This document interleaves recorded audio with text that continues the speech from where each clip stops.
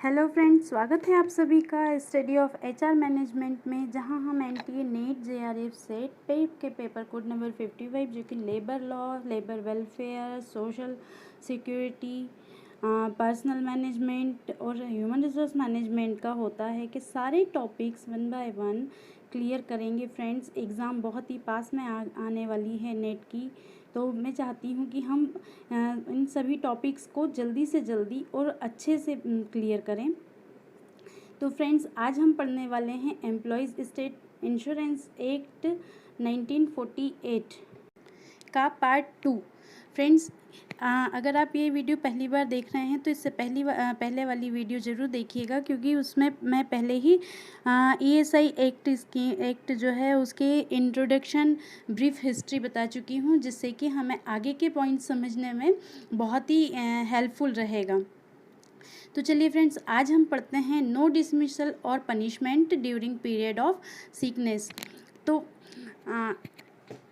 Employees state insurance act 1948 के section 73 में बताया गया है कि कोई भी एम्प्लॉयर, अगर कोई एम्प्लॉई जो कि इस एक्ट के अंदर जो प्रोवाइड बेनिफिट्स हैं उनमें से कोई भी एक बेनिफिट ले रहा है। मैं पहले भी बता चुकी हूँ कि ईएसआई एक्ट 1948 में 6 टाइप के बेनिफिट्स होते हैं, which is first one is sickness benefit, maternity benefit, medical treatment और accidental benefit, disablement benefit, funeral expenses. ये तो आप इन सब बेनिफिट्स को, हम इन सारे बेनिफिट्स की आगे वाले वीडियो में बहुत ही डिटेल में बात करेंगे। अभी आप इन सारे बेनिफिट्स के नाम अच्छे से याद कर लें कि ये 6 तरह के बेनिफिट्स हैं जो ईएसआई एक्ट 1948 के अंदर फैक्ट्री वर्कर्स को प्रोवाइड किए गए हैं। तो इस एक्ट के या इस तरह के कोई भी बेनिफिट जो भी पर्टिकुलर फैक्ट्री वर्कर अगर ले रहा है, तो कोई भी एम्प्लॉयर उस एम्प्लॉयर को कोई राइट नहीं है कि वो उसको डिसमिस कर दे या डिस्चार्ज कर दे या फिर कोई पनिशमेंट दे दे या किसी भी तरह के डिडक्शन इन हिज सैलरी और वेजेस कर सके। इसको फ्रेंड्स हम ऐसे समझते हैं कि मान लीजिए कोई एक बंदा है जो एक फैक्ट्री वर्कर है, जो सिक है, जो बीमार है और कमज़ोर है और फैक्ट्री में आ पाने में असमर्थ है या सक्षम नहीं है, या फैक्ट्री में काम कर पाने में असक्षम है, और आगे भी हो सकता है 1-2 महीने और वो फैक्ट्री में ना आ पाए और काम ना कर पाए, तो सीधी सी बात है एम्प्लॉयर को तो लॉस हो रहा होगा उसके काम का, और उसको सैलरीज भी उसको देनी पड़ रही होगी, एज वेल एज बेनिफिट तो उसको मिल ही रहे हैं। तो एम्प्लॉयर ये नहीं कर सकता कि उसको वहाँ के बेनिफिट मिल रहे हैं तो यहाँ से हम सैलरी उसकी काट लें या वेजेस उसकी कम कर दें, ऐसा नहीं कर सकते हैं। एज वेल एज अगर किसी फीमेल वर्कर को मैटरनिटी बेनिफिट मिला है और उसको कह सकते हैं वुड बी मदर है और वो इस बेनिफिट के अंदर छुट्टियों पर है, तो ये नहीं, एम्प्लॉयर ये नहीं कर सकता कि हम आपको 2 महीने बाद से फिर काम पे रख लेंगे या 4 महीने बाद, क्योंकि उसको पता है कि आगे इसको 2-3 महीने और अभी काम नहीं करना है या हमारी काम पर नहीं आना है। तो वो ये नहीं कर सकता कि उसके बाद में या पहले इस तरह का कोई भी डिसमिसल, इस तरह का कोई भी डिस्चार्ज, किसी भी तरह का कोई पनिशमेंट या फिर किसी भी तरह का कोई डिडक्शन इन हिज सैलरी और वेजेस नहीं कर सकता है। ये जो है फिर से बता देती हूँ, ईएसआई एक्ट 1948 के सेक्शन नंबर 73 में मेंशन किया गया है। फ्रेंड्स, मैं इसलिए इस बात पे बार बार जोर देती हूँ एक्ट पे और उनके सेक्शंस पे, क्योंकि ये वाले क्वेश्चंस नेट में सीधे सीधे पूछे जा सकते हैं और कई बार पूछ लिए जाते हैं कि किस सेक्शन में ये वाला बेनिफिट आता है या किस सेक्शन में ये डिडक्शंस अलाउड नहीं हैं। तो he also cannot dismiss, discharge और otherwise punish employee when he is in receipt of disablement benefit, जो मैं आपको पहले बता ही चुकी हूँ कि किसी भी तरह का मेडिकल बेनिफिट ट्रीटमेंट ले रहे हो कि वहाँ के हॉस्पिटल से उसको ट्रीटमेंट मिल रहा हो या हॉस्पिटलाइज्ड हो, तब भी वो कोई इस तरह का डिसमिसल, डिस्चार्ज या फिर पनिशमेंट नहीं दे सकता। ना ही वो डिसेबलमेंट होने पर कि मान लीजिए कोई पार्शली डिसेबलमेंट हो गई है किसी फैक्ट्री वर्कर को, तो अब पता है कि वो जो पर्टिकुलर जिस काम पे वो बंदा था, जिस पोजीशन पे था, वो काम तो वो कर सकता नहीं है, तो उसके खिलाफ कोई भी इस इशू को लेके वो उसको डिसमिस, डिस्चार्ज या फिर पनिशमेंट नहीं कर सकता अगर वो फैक्ट्री वर्कर ESI स्कीम के अंदर इंश्योर्ड है। तो अब आगे हम समझते हैं फ्रेंड्स कि applicability of ESI scheme means ESI scheme कहाँ कहाँ पर एप्लीकेबल है। तो मैं पहले भी आपको बता चुकी हूँ, फिर से आप समझ लीजिए। अंडर द स्कीम या under the act, under the ESI act 1948 के सेक्शन 1/4 में दिया गया है, शुरू में ही दिया हुआ है ये कि the scheme is applicable to all factories. It means all over India की सभी स्टेट्स की सारी फैक्ट्रीज जो हैं जहाँ पर 10 या 10 से ज़्यादा worker with the aid of power काम करते हैं, या 20 या 20 से ज़्यादा worker without the aid of काम करते हैं, वह सभी वर्कर जो हैं इस स्कीम के अंदर इंश्योर्ड होते हैं।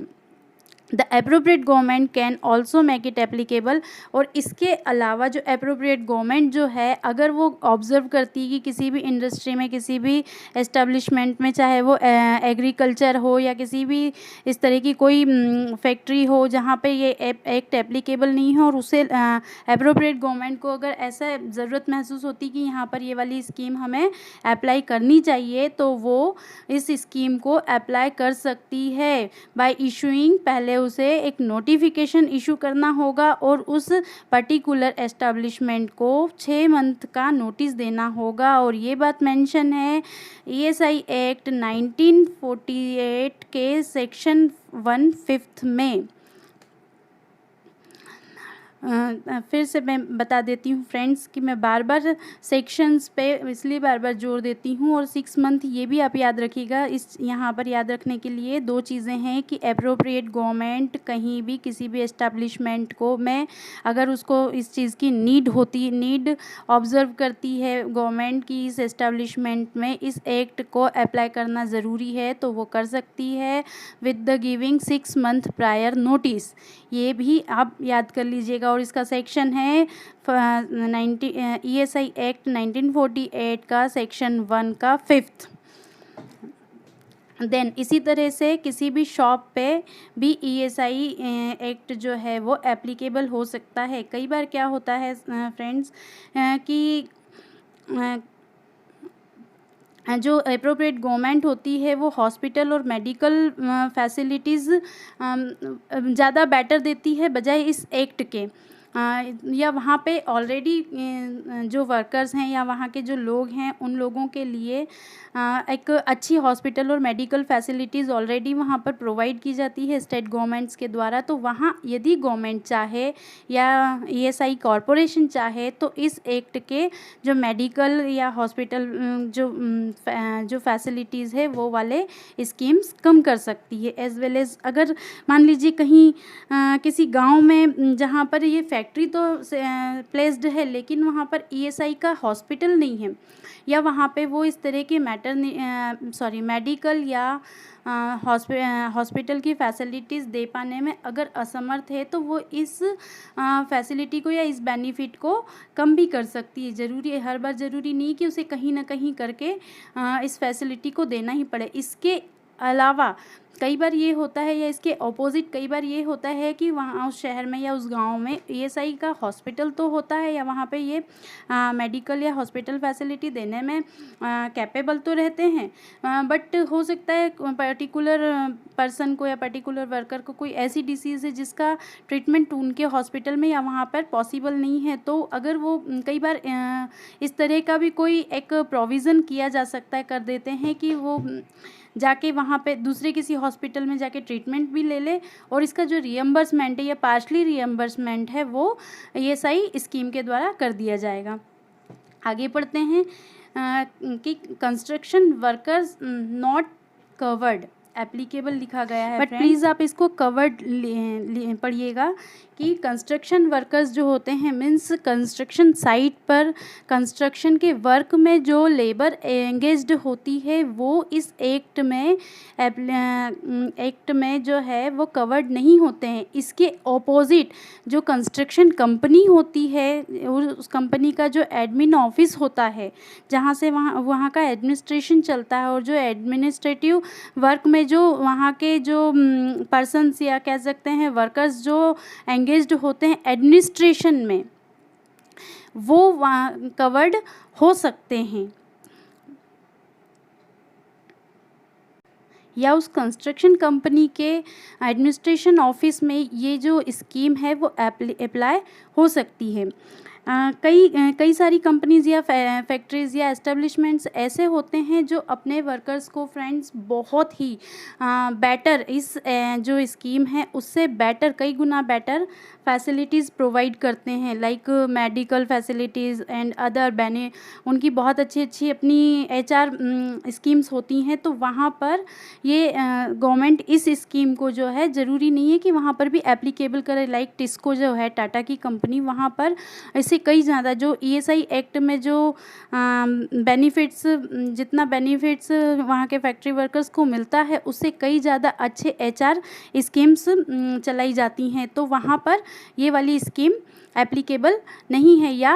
उसको वो जो फैक्ट्री एम्प्लॉयर चाहे तो वो उसको लेने से इनकार भी कर सकता है या फिर इस पर्टिकुलर ESI स्कीम को अपनी फैक्ट्री या अपनी इंडस्ट्री में अप्लाई करने से एग्जाम्प्ट भी कराया जा सकता है। चलिए फ्रेंड्स, अब हम बात कर लेते हैं कि रीजनल ऑफिस या ब्रांच ऑफिस कवर्ड हैं या नहीं हैं। तो फ्रेंड्स, ऐसे रीजनल ऑफिस या ऐसे ब्रांच ऑफिस कई बार क्या होता है कि फैक्ट्रीज़ जो हैं वो कहीं दूर रूरल एरियाज़ में होती हैं या किसी फैक्ट्री के कई सारे अलग अलग डिपार्टमेंट्स होते हैं और उसके कई शहरों में रीजनल ऑफिस हेडक्वार्टर्स या ब्रांच ऑफिसेज़ होते हैं। तो वहाँ पर भी अगर 20 से ज़्यादा without the aid of power persons काम करते हैं या 10 से ज़्यादा बहुत ही ऑब्वियस सी बात है कि सभी आजकल ऑफिसेज में तो with the aid of power ही काम होता है। तो 10 से ज़्यादा जहाँ पे जो हैं एम्प्लॉयज़ हैं और उनकी फैक्ट्री में भी ये स्कीम उस फैक्ट्री में जहाँ पे उनका जो रॉ मटेरियल या प्रोडक्शन का कार्य होता है वहाँ पर भी ये स्कीम एप्लीकेबल है और अप्लाइड है। तो उसके एज वेल एज मतलब सीधे ही ये जो स्कीम है वो उसके रीजनल ऑफिस और ब्रांच ऑफिसेज में भी अप्लाइड हो। अगर फैक्ट्री और ब्रांच ऑफिस या रीजनल ऑफिस दोनों पर कंट्रोल जो है उसी सेम एम्प्लॉयर का है या उसी प्रिंसिपल एम्प्लॉयर का कंट्रोल फैक्ट्री पर भी है और ब्रांच ऑफिस या अदर ऑफिस पे भी है, तो दोनों जगह ये स्कीम जो है वो अप्लाइड होगी ही। अब बात करते हैं फ्रेंड्स कि ये स्कीम जो है माइंस जो कि माइंस एक्ट 1952 के अंदर आती हैं या रेलवे रनिंग शेड या पोर्ट या फिर इस तरह के एस्टैब्लिशमेंट जो कि सेंट्रल गवर्नमेंट के अंडर में आते हैं, वो एस्टैब्लिशमेंट्स इस स्कीम में ESI एक्ट 1948 के अंतर्गत अप्लाइड नहीं होते हैं। तो thank you so much friends, please keep watching और मुझे आपके सारे सजेशंस भी दीजिए, दे आर ऑल्सो वेलकम। कि मेरी टीचिंग स्टाइल के रिगार्डिंग कोई आपका सजेशन हो, और प्लीज़ फ्रेंड्स इसको लाइक शेयर और सब्सक्राइब करें और बने रहिए मेरे साथ अगले वीडियो के लिए। Thank you.